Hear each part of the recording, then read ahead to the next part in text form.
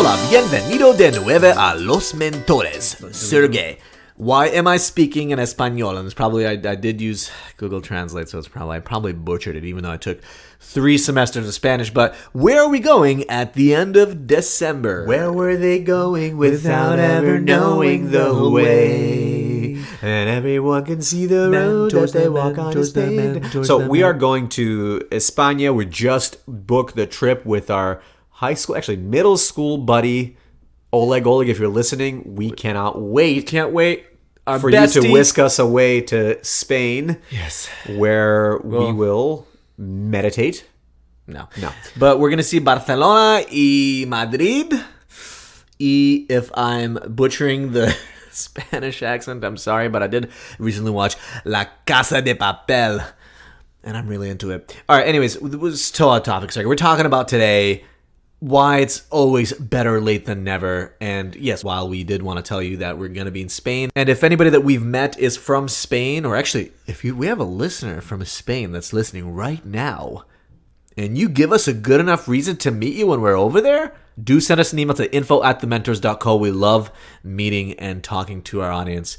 But all right, enough about that. We do have a couple of relevant stories in this 5-minute pick-me-up, which is a weekly segment that we do to motivate you for the week to come, where we talk about why it's always better late than never. When in doubt, follow up, try again, reach out, whatever it has been. When in doubt, reach out. When in doubt, reach out. Well, what prompted us and reminded us to even talk about this topic today is last week, a really good friend of ours from Boston gave us a call. I hadn't talked to him in maybe over a year. Mm-hmm, yeah. And he called because he was meeting with a mutual friend of ours. And they both were saying how, like, oh man, it's a shame that we haven't talked to the twins in a while.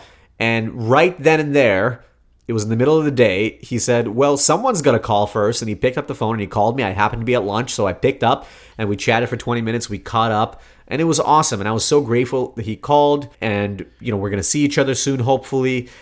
And even though we hadn't really talked in a year, I still felt great about him reaching out. And this can play out in both professional and personal ways. This is, of course, a personal example where I was very happy, even though we haven't talked in a while.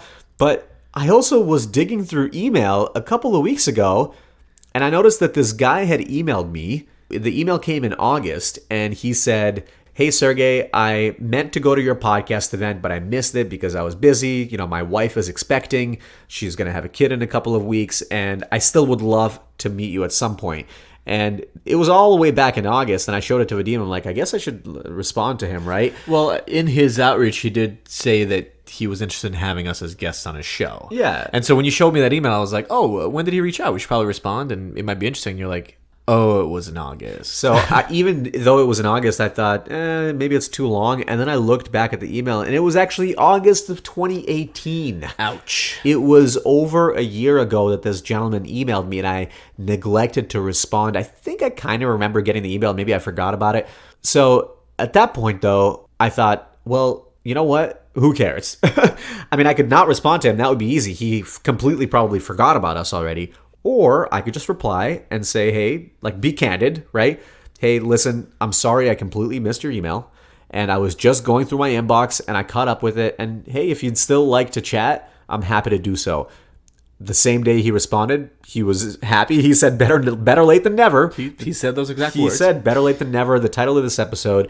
And I called him a couple days later, and we just came from the studio where we recorded an episode on his podcast. Turns out we have a lot in common. We know a lot of the same people. We might collaborate in the future.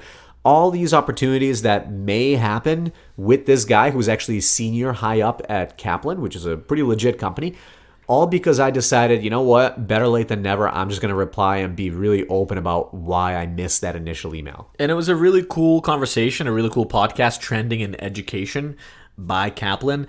And again, it wouldn't happen if Sergey didn't follow up. Even though it was over a year later, it was still somehow relevant. And what's the worst that could happen? So he wouldn't respond, or he would be mad at me that I took me a year to respond? No, he wasn't mad. In fact, it was a pleasant surprise for him. Another example of this is, as you all know, or longtime listeners of our show know, that this past August we went to the Podcast Movement Conference in Orlando, Florida. And part of the goal there was to build relationships with networks and different folks that we could potentially have on our show, or maybe even us be guests on their show. And already we've done that a little bit, but there was one particular producer there of a really big podcast, of a personality whose name I won't name right now because they might be on our show. And I made it a point to chat with her and exchange information. And I said that we'd love to have this person, the host of the show that she's a producer for, on our show. And she said, yeah, sure. And she gave me her email. And I emailed her the very next day. And she said it was great to meet. And we were going to catch up and figure out a time to do the recording with her host on our show. And then the week after that, I didn't hear back from her. So I followed up again. And this time she didn't respond, probably got busy or something. At the time, of course, I started coming up with some excuses in my head. Oh, maybe that host of that show is too big, or he only wants to be on bigger shows. No, he's got millions of listeners. He's written a bunch of books. He's been on TV. Yeah, there's no real reason for him to go on our show. There's no real reason. And, so I followed up again, and I gave another option for how to make it easier. We could go to his studio and record. And again, I didn't hear back. And then it kind of died down. For a couple of months, actually, I didn't send another follow-up. Quite frankly, I forgot.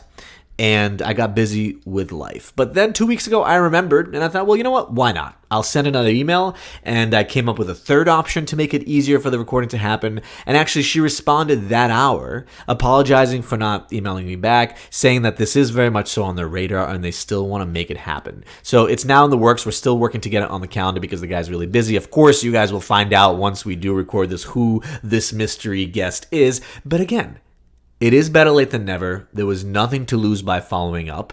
And I did get the permission from her to reach out when I met her and got her email address. So really, until I got a flat out no, I could follow up as many times as I want. And sometimes even when you get a no, it's temporary. So what is the major takeaway for this week?